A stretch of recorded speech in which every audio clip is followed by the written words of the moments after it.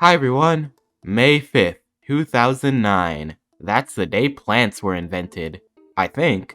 But at first, there were only 49. Now there's like, I don't know, a billion? Something like that. Wait, what do you mean PVZ didn't invent plants? Alright guys, sorry about the misinformation today, but it is true that the Plants vs. Zombies series does have plants. I think I covered that in my trivia series.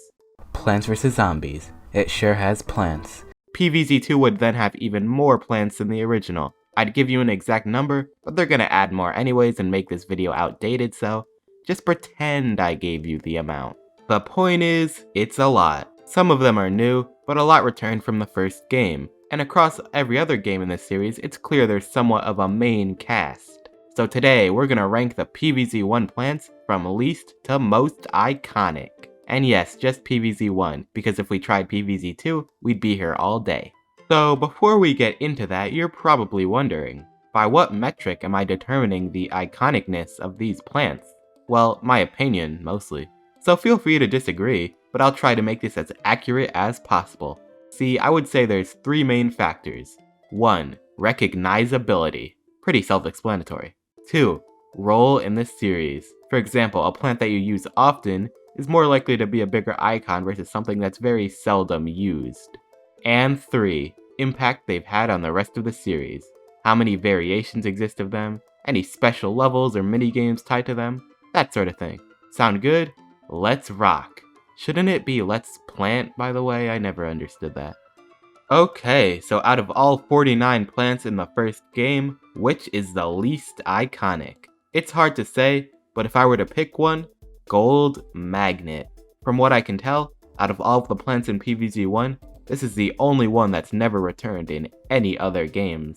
It simply does not have much in terms of recognizability. If you followed some random guy on the street and asked him if he recognized this, he'd probably call the cops on you for stalking, and then tell you he doesn't recognize it.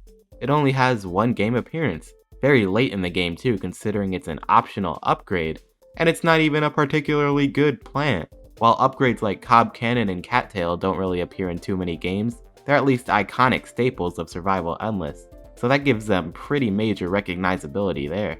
All Gold Magnet is known for is farming coins in Last Stand, and even then Marigold's the one doing all the work. So yeah, not so iconic. I'm not going to be spending this amount of time on most other plants, but since this was today's sore loser, I did have to give a good explanation. That being said, deciding the absolute least iconic plant was very tricky, but here are the other ones I considered. Sea Shroom, Coffee Bean, Plantain, Flower Pot, and Umbrella Leaf. All of these plants are unlocked really late in the game, have not really reappeared that often, and aren't even especially useful. Okay, well Coffee Bean is good in this game, but the idea of mushrooms falling asleep in the day has been completely dropped, so that kinda made his entire existence irrelevant. Flower Pot is essential for roof, but as of PVZ2 you can plant on pretty much every surface, so again, forgotten. I mean technically it's in the shooter games if you want to count that, but I think it's safe to say it's not really iconic. Umbrella Leaf is at least a staple of Survival Endless builds, so that's good enough to mean he's not last place. And Plantain, I mean he's kinda cool in Basebreaker, I guess. Okay, now that we've eliminated the absolute least iconic plants, where do we go from here? There's still 43 left. I don't really want to go through each of them one by one, so let's group some up. Split Pea, Wintermelon, Tangleculp, Imitator, Three-Peater, Tallnut, Starfruit, Sunshroom, Spike Rock, Pumpkin, Maggot Shroom, Ice Shroom, Marigold, Gravebuster, Hypnoshroom, Gatling Pea, Garlic, Clover, Scaredy Shroom, Lily Pad, and Cattail. These plants, they definitely have iconic aspects to them. They're all fairly recurring, or if not, they have a major role in the first game, but they're not exactly the top all-star characters of the series. If you had a PVZ game without someone like the Sunflower, there would be riots in the streets, but if you had one without Ice Shroom, I think we'd be okay. Moving up the hierarchy, we have these guys. Kernel Pulp, Cabbage Pulp, Melon Pulp, Torchwood, Quid Sunflower, Spikeweed, Jalapeno, Gloom Shroom, Fume Shroom, Doom Shroom, and Cob Cannon. Most of these guys have been in a lot of games, so they have the recognizability. Sure, Cob Cannon is an exception, he hasn't really reappeared in a main game, but come on, he's such a staple part of Survival Endless that he really is a legendary plant. Also, by the way, I'm not really ordering these plants in the actual tiers themselves because that would make my brain hurt. But we're almost at the cream of the crop now. Behold. Squash, repeater, snowpea, puffshroom, chomper, cactus, walnut, potato mine, and cherry bomb. These are the plants that have appeared in almost every game in the series. In fact, some of them are in every game. Well, maybe not Puffshroom, but Shy Guy Mask has certainly done his part to make it a recognizable plant.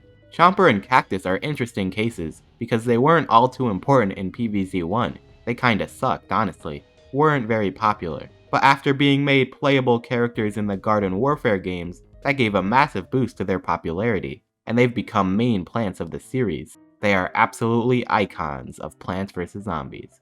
But two plants remain, the two most iconic plants in the series. And they are these guys, obviously.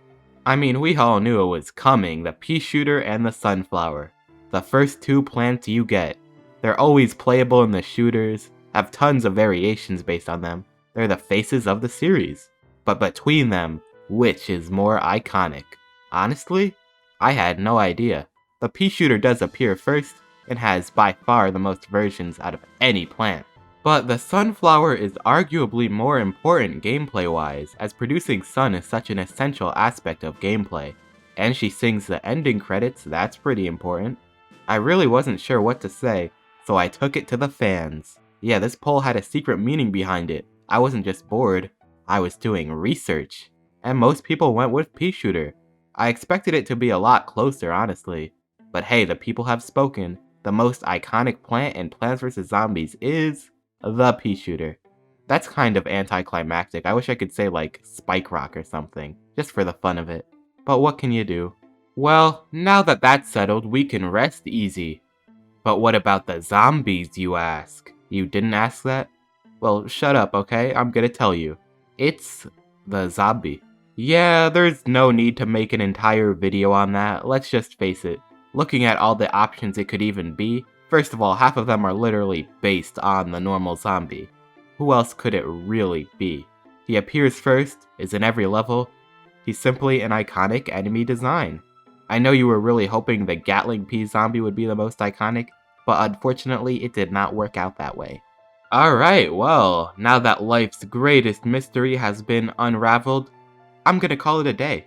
I hope you enjoyed my shenanigans. Let me know if you agree or disagree with my assessment down in the comments. But until next time, I've been Extra. Have an iconic rest of your day.